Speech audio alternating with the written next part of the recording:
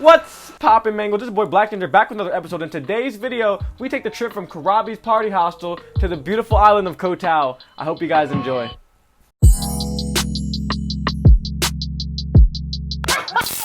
Oh, it's not that bad. It's not that bad. It's not that bad. Get fired up. I had my bags packed early last night, but I couldn't really sleep. I had to finally force myself to go to bed around like midnight maybe, and even then it was hard for me to sleep. I guess I was pretty excited for today's move. I've always had pretty bad motion sickness, and it's basically been affecting me my entire trip. I tried my best to nap on my van ride to the bus station, and then I tried to nap again on the bus ride to the docks. This was the best way I could think of to fight the motion sickness. When we finally got to the water, I was nervous because the last time I took a boat onto the ocean, I had to have them turn around because I was about to throw up, and I really didn't think that was going to be an option today. I headed down into the bottom of the boat and found a nice row of seats to try sleeping on. The waves were honestly pretty rough on the trip to Ko Tao, and there were 2 other islands we had to stop at before we reached our destination. When I finally reached the pier, it was either going to be a 6-minute taxi ride or like a 30-minute walk to the Good Time Backpackers Hostel in Ko Tao. And, you know, it was 400 baht, like $14, and that taxi ride wasn't sounding like something I wanted to pay for right now. So I was about to start walking to my hostel, and then I saw some pretty good prices for moped rentals. I haven't really been brave enough to rent a moped since I crashed in Italy, so this kind of came as a surprise for me because I saw it and I was like, you know what, this looks super cheap. There is way less insurance, there's way less regulations. If I had totaled the bike, if I had completely destroyed this new moped, it would have still cost me less than half of what I paid for putting a single scratch on the moped in Italy. I was going to be on this island for like 4 days, and the easiest way to navigate it was on a moped, so I rented a moped for 600 baht, only $20 for 4 days. Please rent a moped in Thailand. I promise you, as long as you don't die on it, you're going to have a good time. It's so cheap, it's so fun, it's so convenient, and there's nothing like feeling the wind in your hair going over 60 on the highway. I promise you that. But if you're going to rent a moped, please don't be like me. Please wear your helmet because safety first. When I finally got to my hostel, I checked in and was escorted to my new room. So I mostly came to Ko Tao for the scuba certification, and I was going to be here for 4 days, and it only took 3, so I thought it was going to be perfect. So I go find the scuba instructors from my hostel, and I start talking to them. They're like giving me all this advice about things I got to do to get certified, all the experience I should have. They're just walking me through like what's going to happen. And after we're done talking, we start exchanging life stories, just getting to know each other a little bit. And this is how I made my first friends on Ko Tao. Except they weren't actually my first friends on Ko Tao because, well, you'll see. When we were done talking, I asked them for a food recommendation for tonight, and they pointed me towards this Indian restaurant called Shalimar. I'm pretty sure this is actually my first time ever having Indian food. I debated in my head as to whether I wanted to ride my moped to the restaurant or if I wanted to walk. It wasn't really too far, so I was like, whatever, I'll just go walk, I'll go enjoy the new streets. So along the way I'm walking, and I'm looking at all the new stores and restaurants around me, and I'm just, taking in my new environment. And I look down this one alleyway, and I see someone walking away from me, and all I can see is the back of their head. But it looks so familiar, and after the amazing night we had together, there was no way I had this one wrong. So I run up behind him, I tap him on the shoulder, and it turns out I was right, it was Nico. What are the fucking odds, bro? In the fucking my fucking guy is in How, bro? Well, how long ago was it? Like 2? I bet you like 2 weeks ago. Bro. It's fucking crazy. Oh my god. 7-Eleven. I haven't seen him or even spoken to him in like 11 days, so it was such a surprise. We ended up just sitting down and catching up for a few minutes before we went our separate ways, and I ended up finding some great Indian food that I forgot to photograph again. So when I finish eating, I look over and there's a bar connected to the Indian restaurant that I'm at, and outside is 4 guys, and they're just drinking beers, they're talking to each other, they're just hanging out. So I go up to them and I introduce myself. I just want to insert here that I basically refer to everybody as guys and girls, and it's recently come to my attention that that's kind of confusing for you guys because when you hear me say that, you picture them all being like my age. One thing I've learned on my trip is that age is really just a number, and people are really weird when they hear numbers. Like, we hear age, and then we get all these preconceived ideas about what comes with that age, and like, we start equating age and maturity levels, and that doesn't really mean anything at the end of the day. And, the last time I was really giving my age out to everybody when they were asking me on my trip was back in Italy. So at this point, it's been like weeks since I was really telling people my age, and it's not like it would come up sometimes, and I'm not going to lie about it, but most of the time if someone's like, hey, how old are you? I'm just going to say, it doesn't matter. So like I said, usually when I went out, I was like the youngest person there. Most of the people I met were in their like early to late 20s, but a lot of the travelers were in their 30s and 40s also. And then when I started meeting the locals, the people I met were from like 18 years old to 65. It really didn't matter. So the biggest reason I even created this no age telling rule basically was because most of the time when I met girls, or women, whatever, at the clubs, I would tell them how old I was, and then they'd be like, oh, he's a kid. Nope, not going to do that. But then when I stopped telling them how old I was, it left everyone's brains, not even just the girls, because I would stop telling the guys how old I was too.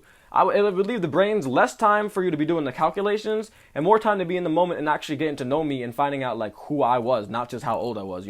I feel like when they ask you how old you were, like that's like the end of a conversation sometimes.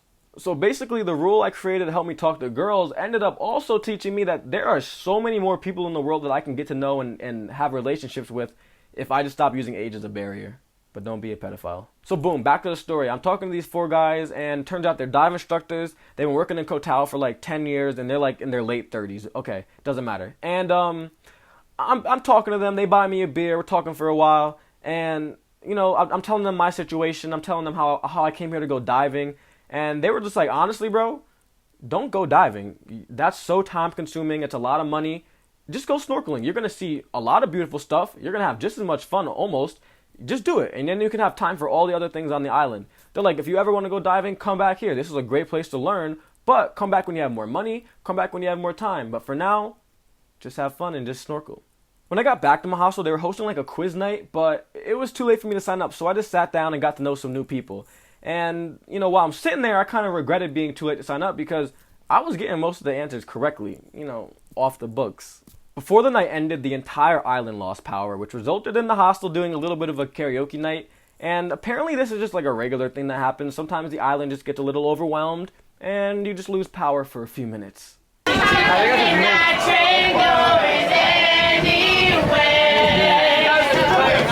not song, it's I get it. It's a couple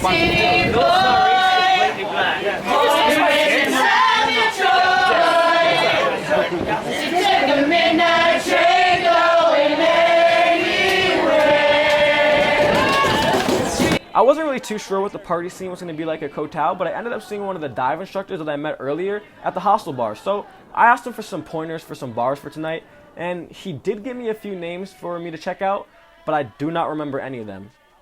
But I did go to a 7-Eleven for some cheap liquor. One thing I really liked about Ko Tao is they really cared about the environment, so they didn't give out any plastic bags at the stores.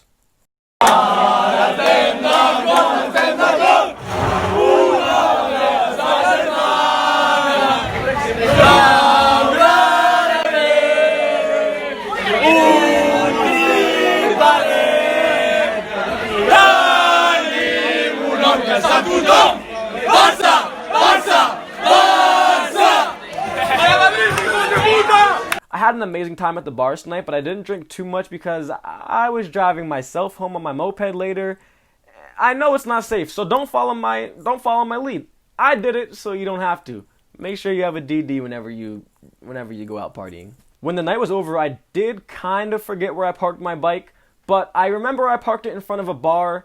I couldn't remember the name of the bar, but I remembered like the idea of the bar. So I see this group of guys walking down the street, and I'm like, hey, I'm a little lost. Can you guys tell me where the spanking bar is?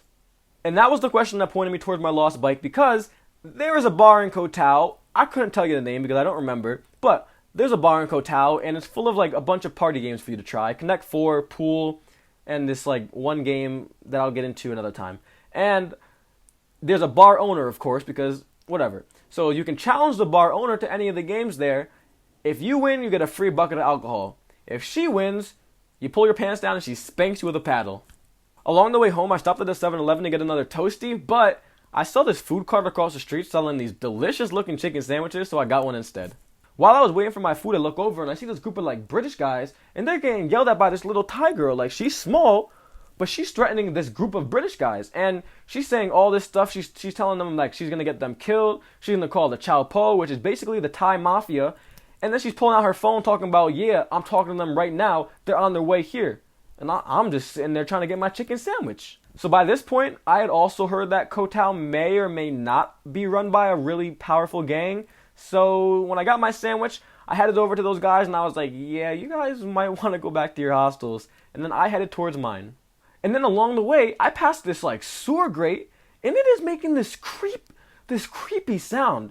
I have never heard this in my entire life. I'm gonna hear it again on my trip. but this is the first time, and I don't know. I've never heard this before. If you can tell me what this is, please let me know in the comments down below. But this freaked me out. Bro, what? Hello? Hello? What the heck is that, bro? What is that? Transition days between new cities are usually not that exciting, but I try my best to show you all the different struggles and obstacles that you may come across on your next adventure. And at least for me, most of my travel days ended in a nice little party, so, I can't really complain. But I think that's a good place to end today's episode, guys. Thank you all for watching. Thank you for liking and subscribing. Comment down below a state that you guys would rather be living in right now. Hawaii was really beautiful, and it took my breath away, but, even though I've never been there, I think California is where I'm supposed to be. But let me know what you guys think down in the comment section below. Live forward, learn backwards. Peace.